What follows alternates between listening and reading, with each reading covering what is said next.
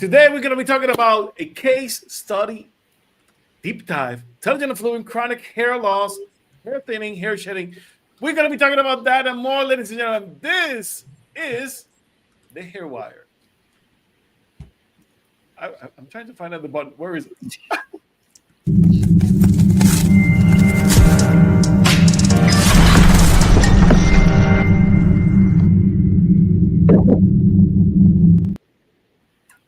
And welcome, guys. Welcome to the Hair Wire, the place where you, my friends, get hair smart. I'm your host, Sergio Cardona.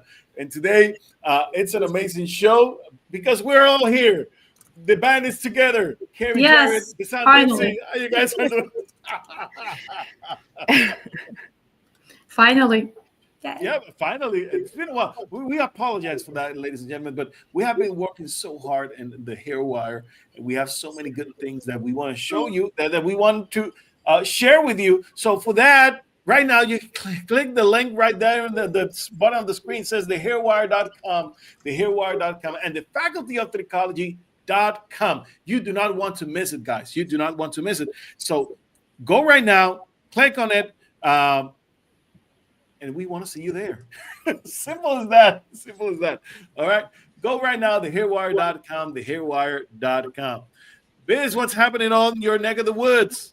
Well, in Florida, the weather is crazy. So we started, right?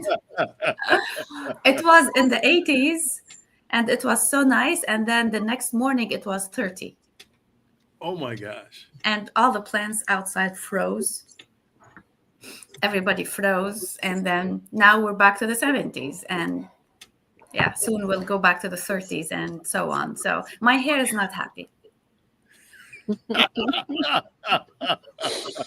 I hear you, Biz. I hear you. Right now, we're going into winter. My hair is so flat right now, and just we're coming into the dry weather between the over processing the oil and the static and the gross weather.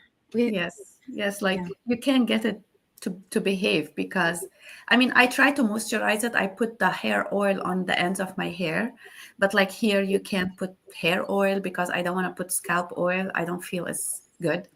So that's where we are at right now. Oh, season changing. Yay. But you know, good. I have access to trichologists. I can ask. Unfortunately, over here it's still very much beach weather. So I know. I want to go live there. I want to go. Yeah. This is why we love the Caribbean, because it's beach weather all year long. So we want to encourage you guys to visit, and of course, to visit thehairwire.com. Right? You either visit Puerto Rico or you visit the hair wire. Exactly. Or you can do both. Hey, whatever suits you best, whatever you feel like it's best for everyone. Hey, we want to make sure that you guys are tuning in and, of course, getting the best from us. So today we have an amazing show. Today we have a great question that we want to share with you. This question came from one of our members of our Telogen Effluvium support group, and we want to share this question because we believe it's vital for everyone to the understanding of the things that are happening to our hair, right? And this type of questions, the type of things that you see very common, and this is one of those things that everybody struggles with, and it's about hair thinning and about Telogen Effluvium. Now, give me a second here, because I had it in the palm of my hand, and all of a sudden it jumped away from my screen. Give me a second here. Is the Telogen Effluvium support group? Yes, exactly, right here. And all right, here we go. So this lady, she says, I had Telogen Effluvium now for probably 7 months. The major shedding has slowed down, but it still hasn't gone back to normal. And I have had thinning on the top with the consistent loss. And no, I never did nail down my trigger because it could have been several things, including weight loss. I was using tea tree oil shampoo. My dermatologist recommended, and my scalp and hair felt clean and shiny, but my hair was also starting to feel dry and kind of blah. I tried native shampoo about the same time as we had a cold snap.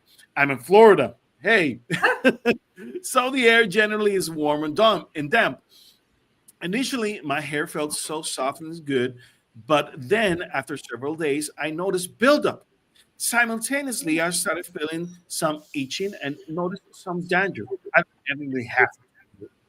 I ordered some Nisro for the dandruff, but I also don't want to completely dry out my hair. So I also ordered Purology Hydrate Shampoo. My thought was to switch out the days for use. Has anyone else used these products? I'm just not really sure what to do because I do think tea tree was keeping my hair clean, but my hair was also getting really dry. It's not an option to shower less than once a day for me. What you guys think about this?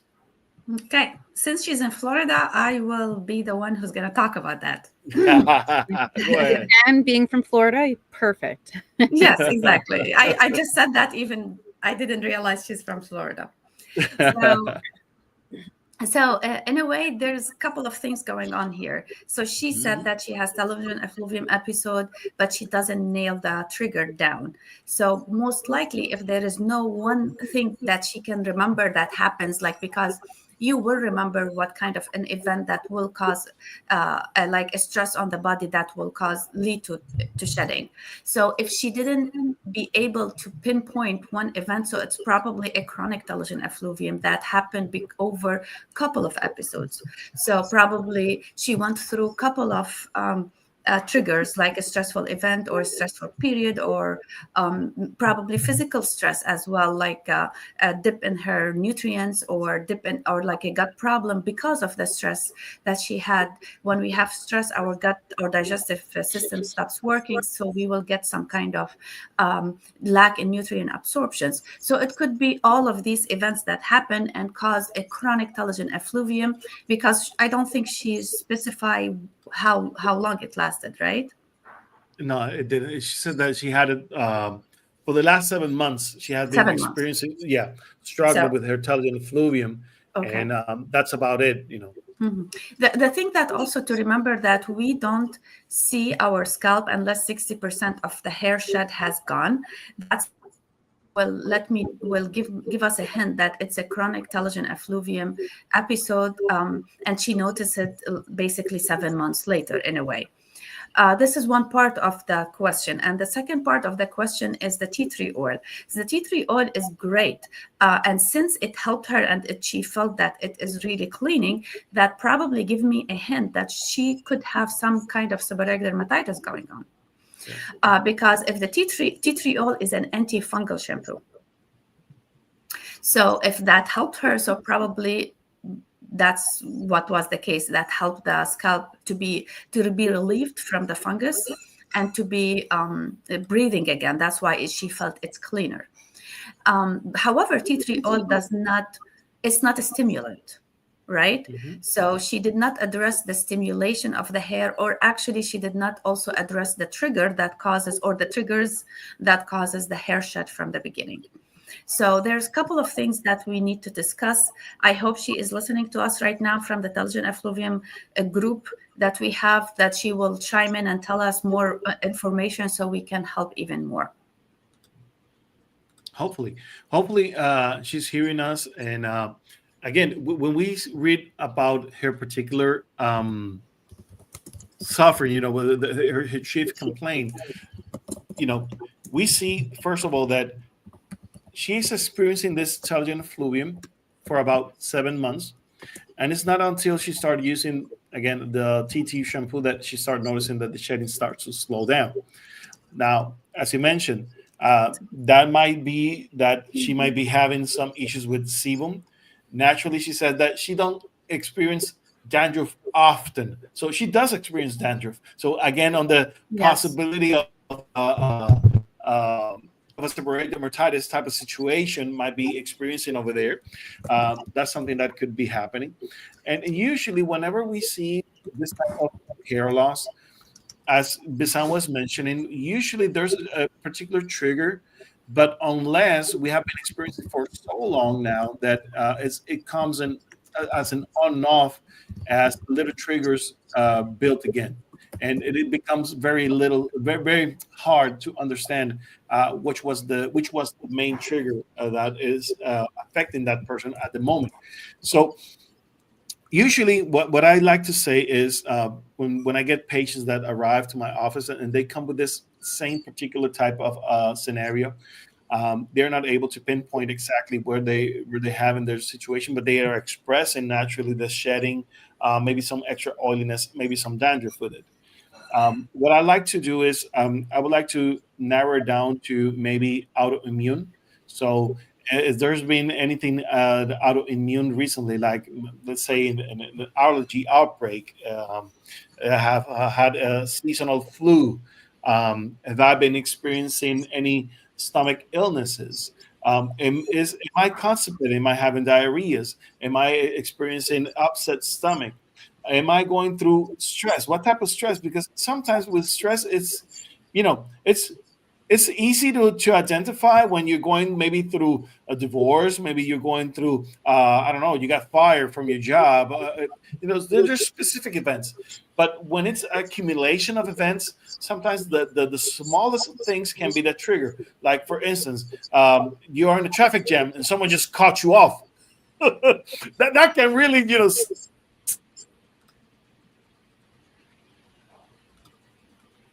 I can't hear you, Sergio. We lost Sergio's mic. Oh, there we go. Oh, no. No, we still can't hear you. Where'd you go? There we go. Am I here? All right. Yes. Can you hear There me? we go. Yes. Sorry about that. Okay, so technology is pulling out on me. So yes, this type of things can really tick you off and get you stressed.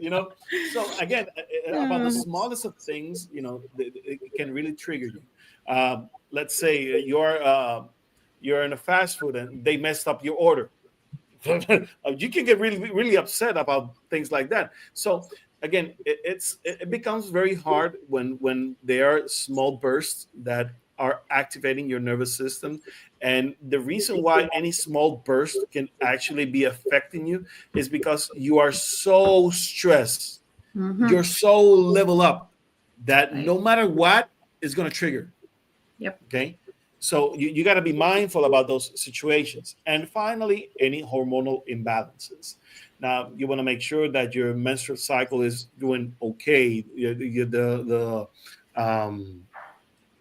That your hormones are doing perfectly. Your thyroid is doing, what it's supposed to be doing. So if everything else checks and you still don't know, then probably the best thing that we could do is treat the symptoms. Like, for instance, she started using this tea tree oil shampoo and she started seeing that, the shedding was slowing down, but the hair was getting dry.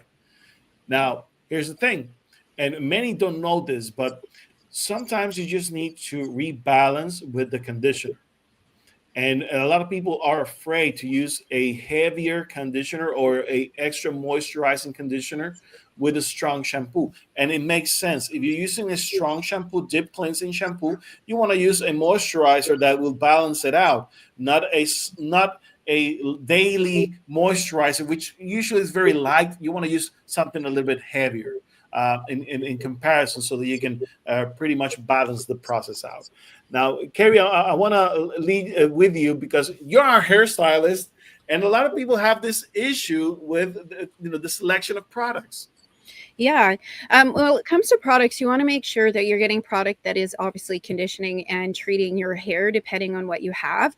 But a lot of people don't understand the importance of using a conditioner and a shampoo correctly.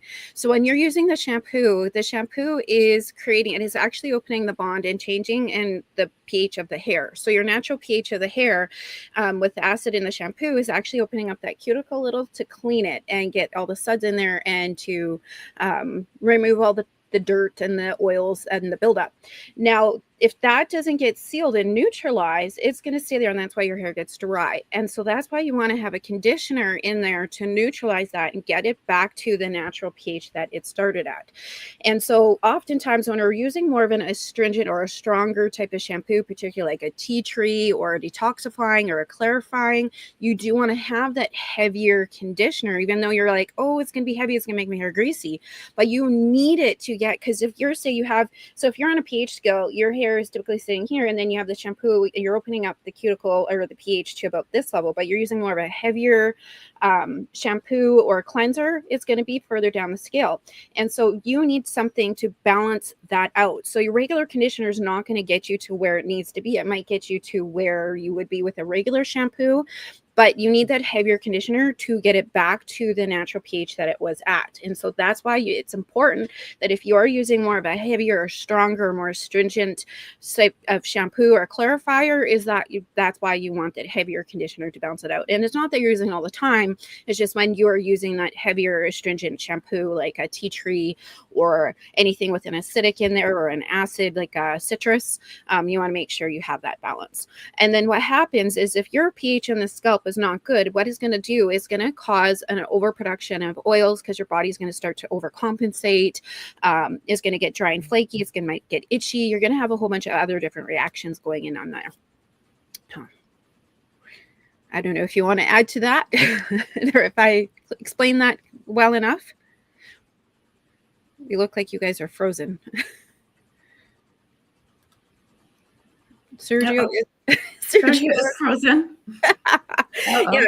Well, and Bastan, you know a lot about the microbiome and with the importance of having a clean scalp. Do you want to go into that, or do you want me to go into that? Yeah, sure. Also, like, don't you explained it perfectly. That's taking care of the external factors, and also we need to take care of the internal factors, because as we know by now, like hair loss is and scalp disorders is not only external, it's actually internal, 50-50, I would say.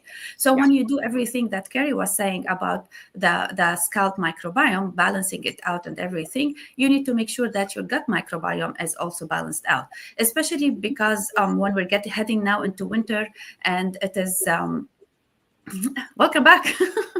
We're back. Are we back? Yes. Yeah. All right. Thank God. For a moment there, I don't know. Guys, we want to apologize. This is live. So, whatever happens on the internet, I don't know. Today is an interesting day. Yeah. So in any case, to finish my point, is scalp and is gut microbiome, balancing gut microbiome is also a requirement, because if the gut microbiome is not balanced, it's not going to help with the scalp microbiome at all. So both are connected.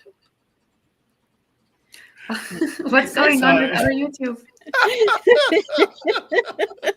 Okay.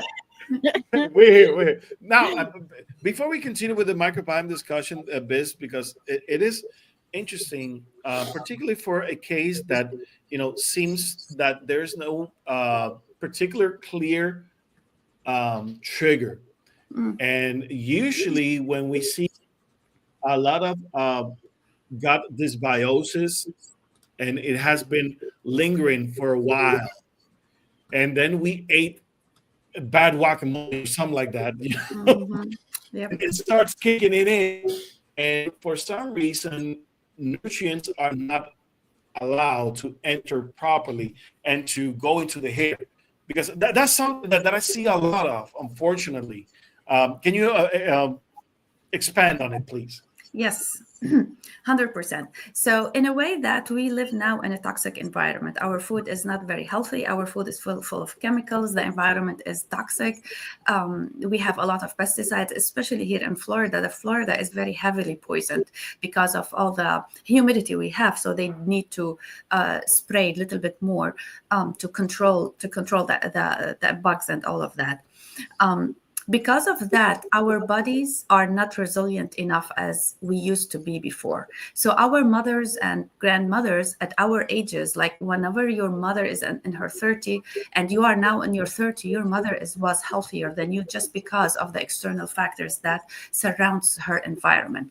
Now we even if we pay more money for our food, even if we take care of our gut health and our environment, still we cannot fight it all, right? So we live in a more toxic environment right now. So in a way that we are not beginning from a resilient point of view, we're not beginning from a resilient ground. When a lady have a postpartum hair loss or a telogen effluvium episode, that happens because life happens, right? Yeah. In the past, we used to be more resilient to these episodes. Now, because of everything our body is already fighting, we don't start from a resilient background. And that is why we have more gut issues on the rise more and more and more. So, especially as you said, Sergio, sometimes you are fine, everything is great, and then you eat a bad guacamole, and what's like, what happened?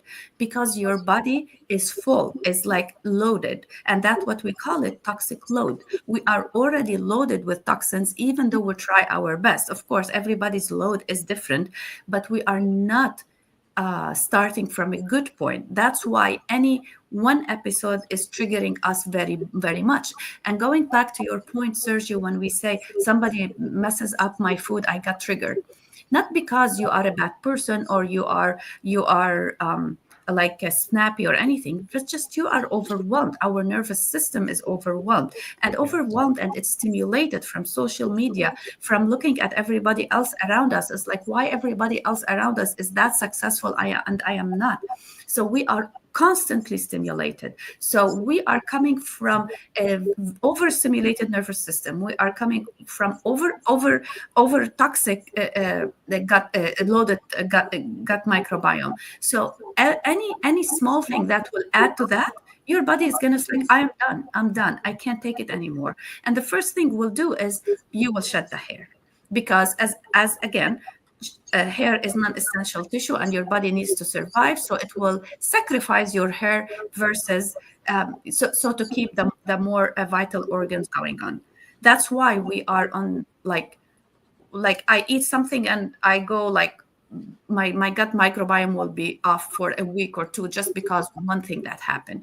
And if we are in your like teens, they eat junk food all day long, nothing happened because that they're not their load's still a little bit low. Yeah.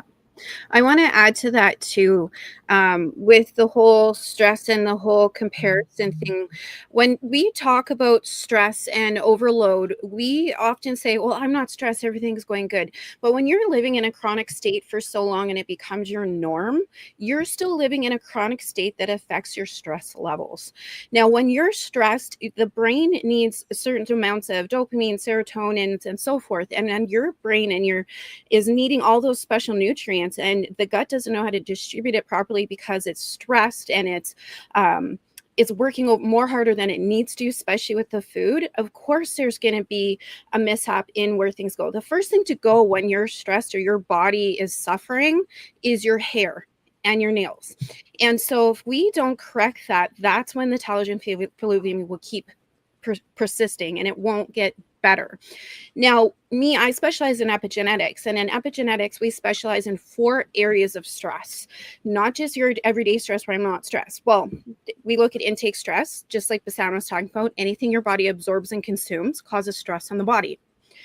And then the next one we look at is physical stress.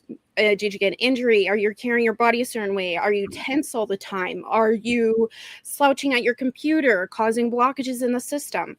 The third one we look at is everyday stress, environmental stress, just what Bassam just talked about, is like, or those little triggers, same with Sergio, like those little triggers that get you, is that causing the stress? And are you holding on to that? And you can have 2 people with the exact same amount of stress, but they both might hold the stress differently. Like say Bassam might get more stressed out over something than I do, or I might get more stressed over something that doesn't stress her as bad, even though it's the exact same thing. It's just based on our perceptions. And then the fourth one is your your imprinted stress. So that stress that hasn't been addressed, or trauma. So for example, something that triggers an incident that happened that you haven't addressed or worked through yet. It could be something that tests your core values, your ethics. For example, with everything going on in the world right now, of course that's going to be triggering us. There's a lot of things happening in the economy. There's happening with family and people from all over the world that might be triggering you. That causes stress. So when you have all of that all the time adding on to each other, the load gets heavier and heavier and heavier and heavier, causing more stress overload. So even though you say you're not stressed, you may be living like that so every day that it has become a norm for you. But that chronic state of stress is not good. So you have to figure out what that's stemming from. And same with intake stress too. There's a lot of intake stress too that could be causing overload, but it could also be causing to have depression. So like, is your stomach ache being caused by the stress that you're having from your environment that you can't digest the food? Or is it from the food causing you to have a stomach ache because it's not good for you? Right? But San, do you want to touch base on that? I know we've talked on that topic a few times. Yeah. So of course, everything what you said, especially nowadays, learning about ourselves and reflecting about ourselves is a very very important thing, because unfortunately, the Western medicine is not giving us the support we need. When we go to a doctor, to our PCP, or like now I'm in my perimenopause years, and I went to my OBGYN and I told her, let us check my hormones. I don't want to go into like a very big cycle or dip in my hormones, because like we are educated, we know that this is going to cause hair loss, and I am susceptible to have a hair loss since when I had my digestive system problems, it affected my hair loss. So in any case, I try to be proactive about these things, but unfortunately, our healthcare system won't allow it, because my hormones didn't dip so bad yet. So I asked her, so why should I just wait until it dip out so bad and then we will come back and see, oh, let's correct that. Why don't we prevent it? Unfortunately, it doesn't work that way. That's why we need to be advocates for ourselves. We need to educate ourselves, and we need to look for ourselves, be in tune with ourselves. Now, education is not it is not limited. It is everywhere.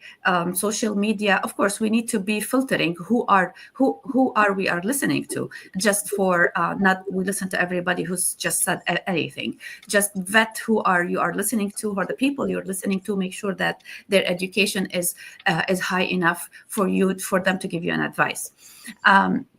So in any case, going back to your question, Carrie, we need to be advocates for ourselves, because we are surrounded with bad stress. We are surrounded with toxins. We are surrounded with bad food. And nobody will give you the answer if you don't advocate for yourself. And that's why I'm so proud of the Hair Wire and the Faculty of Trichology, because we build a hub where people can come and ask questions, and not necessarily I will give you the answer, or Carrie or Sergio. We all, as a community, we give each other answers, and we lift each other, because we need each other to be a community, because of all the stress we are dealing with, the overstimulation and all of that I spoke about 5 minutes earlier, and we don't have Western medicine community to lean on, so we need to lean on each other.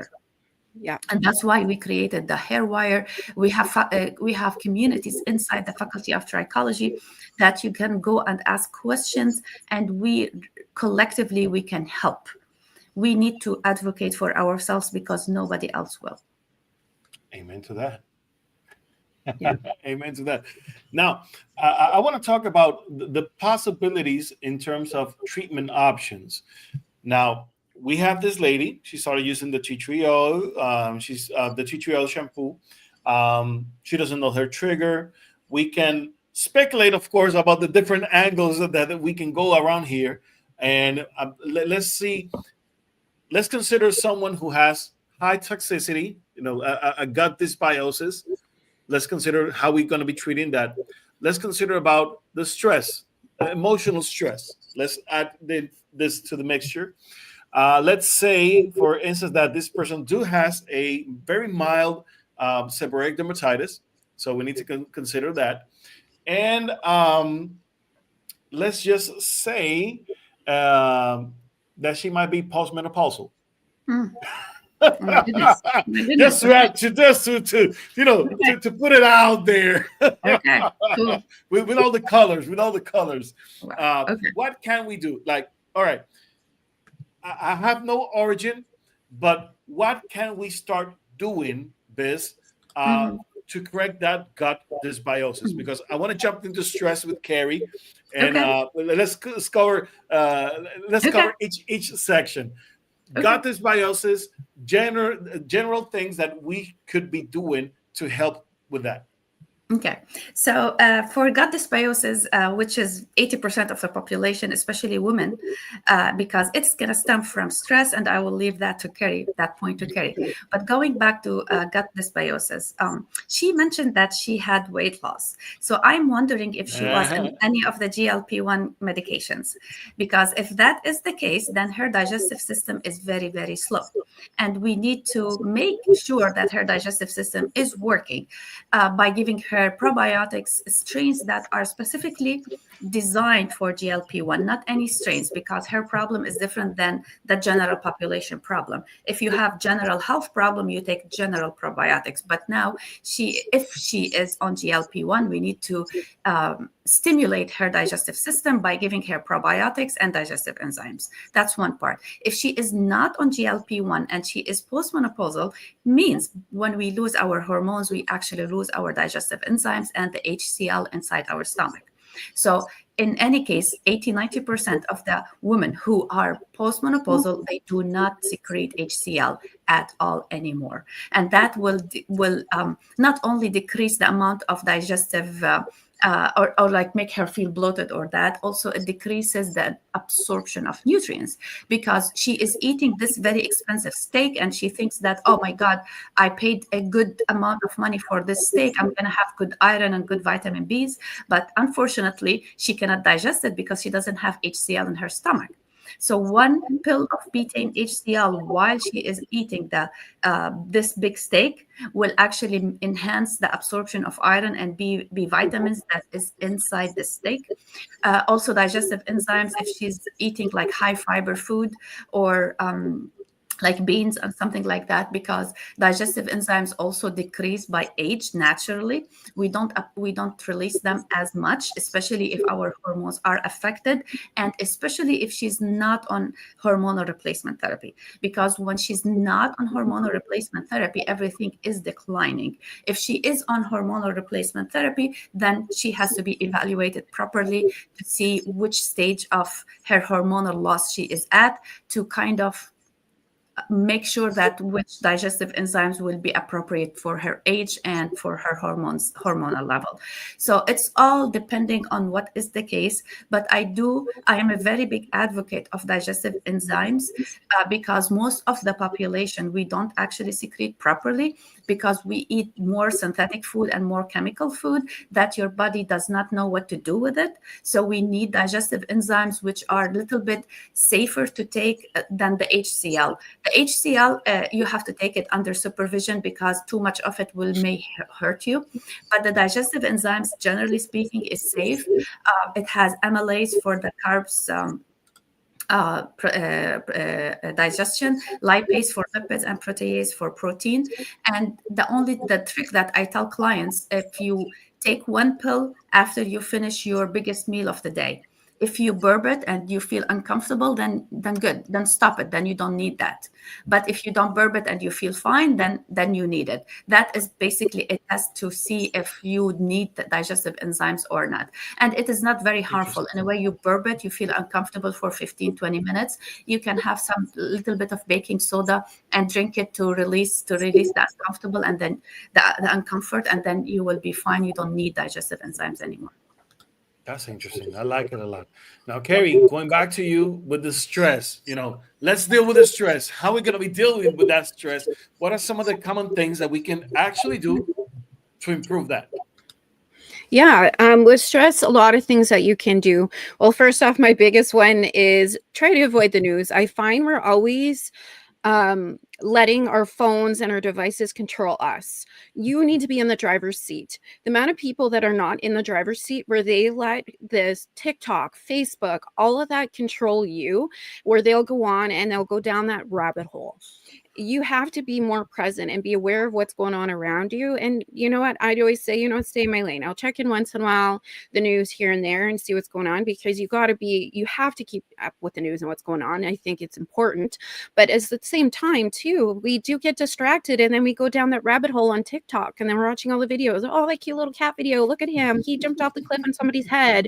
And then we watch the next video, Well, that puts you into a chronic state, and you got to make sure that you put yourself in the driver's seat and have that discipline and that self-control, that you don't go on there all the time, because that's going to eat up all your time. And remember, time is not replaceable. Money is. So you want to make sure that you know that, and that, are you wasting your valuable source of time going down that rabbit hole?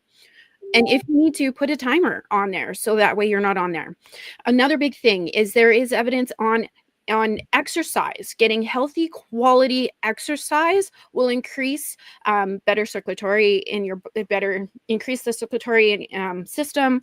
It will help with movement. It brings joy. You'll find a lot more people who work out to be a lot happier, and it's because it's increasing your libido, which, come on, libido, you can't go wrong with that.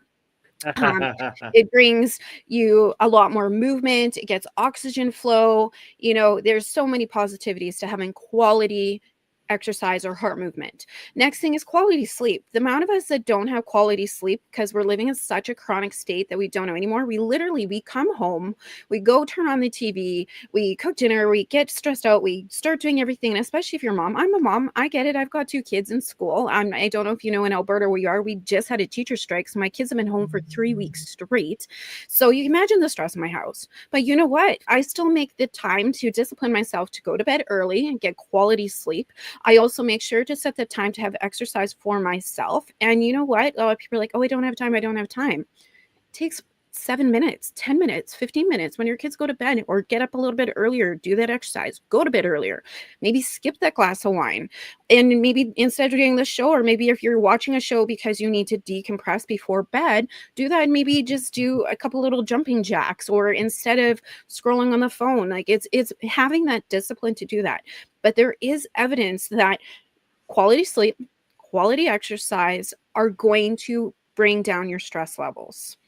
Another thing, Dr. Bruce Lipton is he's the grandfather of epigenetics, and he is the one that has proven that doing activities for joy, or those things that light you up, also decrease your stress levels.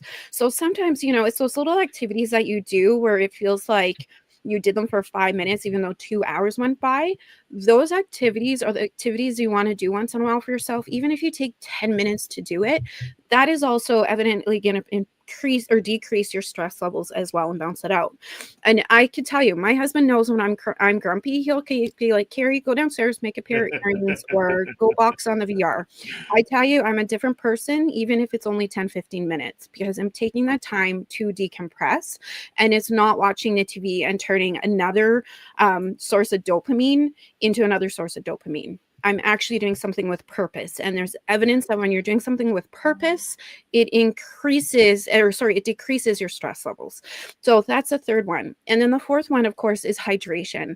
I find we're so dehydrated, and we're constantly drinking caffeines or drinks that also cause dehydration. For example, alcohol, high carbonated caffeine drinks, those cause dehydration in high amounts as well. So you want to make sure you're having healthy hydration. And I find that we don't drink enough to keep hydrated. And of course, if you're dehydrated, it is going to cause an effect on your circulatory system. It's going to cause an effect on your health and your nutrients. It has an all around effect. And you have to remember too, we are a majority of water. So we want to make sure that we are properly hydrated. And of course, that's going to create another ripple effect. If you're dehydrated, if you're dehydrated, it actually causes hair loss and hair breakage. So you want to make sure you're hydrated. And, I find too, we stress ourselves out, like, I didn't have 8 ounces of this or 10 cups of that, or I don't know what the number is of how many drinks you have to have a day, because I don't believe in that. I believe in listening to your body and watching the reactions from your body of what your body is telling you what it needs at that time. Because there's days where I might need 12 cups of water, and there'll be days I might only need 6, based on what I'm doing and the activities I'm doing. So I monitor my urine. So if my urine is too yellow, I know I'm dehydrated. I need to drink more water. So my goal is to always keep my urine as pale as I can get it. And if I know I'm still drinking a lot of water, but my urine is still bright yellow, that might be an indicator that I'm lacking a mineral in my body. So I might put a little bit of a quality mineral salt into my food to increase the minerals for better absorption of my hydration. So, those little 4 things are key things that are going to help with stress. They're little things, but I tell you, one step forward is one step forward. So start adopting those into there. Definitely love it, ladies. Now let's wrap it up.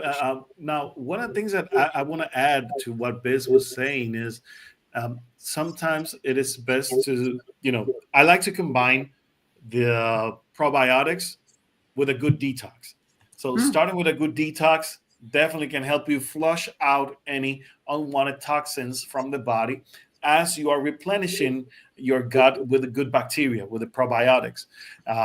Maybe you want to do a little bit of apple cider vinegar in the morning. That can actually help you out to rebuild that gut system. With the stress, I love using a 5-HTP, and sometimes a good lithium mineral is going to be excellent for your sleep.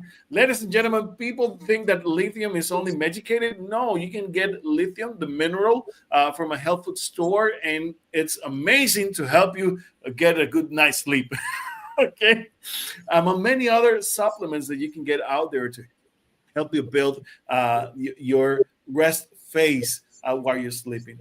Now, in terms of the process itself, I'm taking care of the gut. I'm taking care of my stress.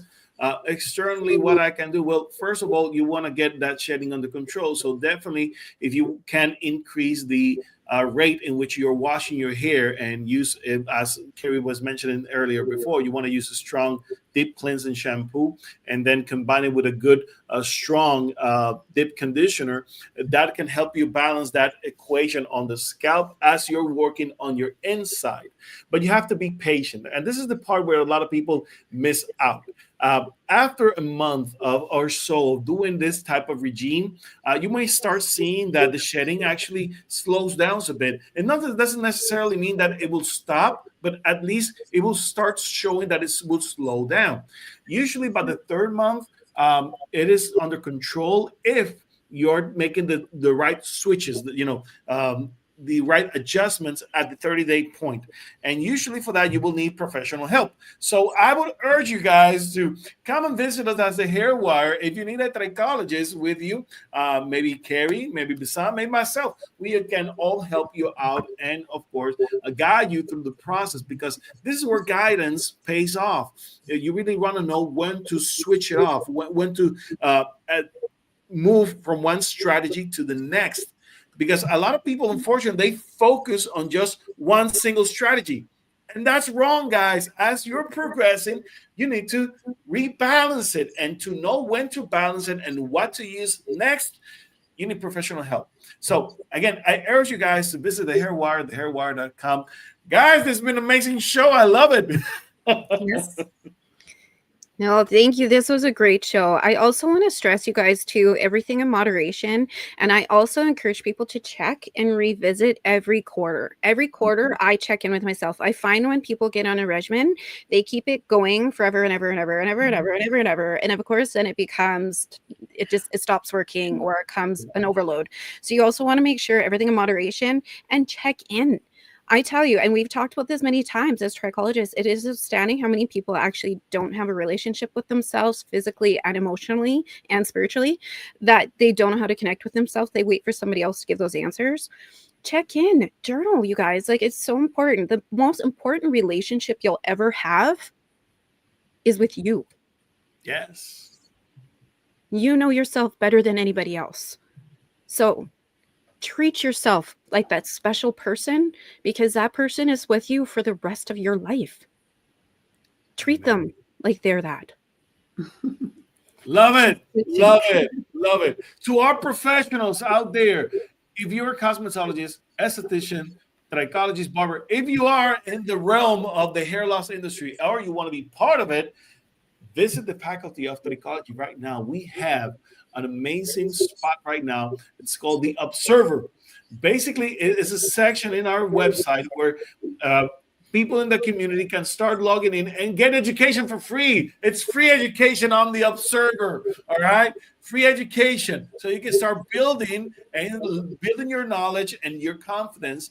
And of course, we also have our trichology course, which is already there. It's available right now. You want to become a certified trichologist? It's available. So go right now to the Faculty of Trichology. We're also at the end of the month, in the next 2 weeks, we have the next level, tier 2. It's about to open. Carrie, walk us through this. What is tier 2? Yeah. Well, first off, we set it up so that there's 3 tiers. Tier 1 is for observers. So somebody new, maybe you're a receptionist or you're a student or you're wanting more answers. And then we also have on the Hairwire too, on the front side, all of that information. So if you do go to the Hairwire, we do have everything. If you know the type of hair loss you have with all that information, but you still need more questions, sign up for the observer. And then we have tier 2, and tier 2 are for the practitioners. So maybe you are certified or you're an accredited trichologist, but you don't know what tools to use. You don't know what equipment to use. You don't know how to do your marketing. How do you articulate what you do to the general public without them getting mixed up with what you do? So this is what tier 2 is. This is for the practitioners. Because I don't know about you, when I first started, I had no idea what tool to bring in. I bought it all. And then I ended up not using half of it. So this is where you could come find out those answers. And we're bringing guest experts from, for example, HairMax, the peptides, all of it, to give you those answers. So we have guest speakers coming. I have already videos which are uploaded, which will be available at the end of the month, to give you those questions and answers. And you could see what retail people are using, what's working, what's not, collaboration. And then we'll have tier 3 opening up, but that's not till January. So you're going to have to stay tuned for that one. Definitely. Guys, sorry. Yeah, today controls are crazy. So today, guys, thank you for tuning in. Thank you for being part of the Hairwire, and to our beautiful community of Telogen Effluvium support group. We love you all. We'll see you next week. God bless you all. Till then, bye bye, my friends.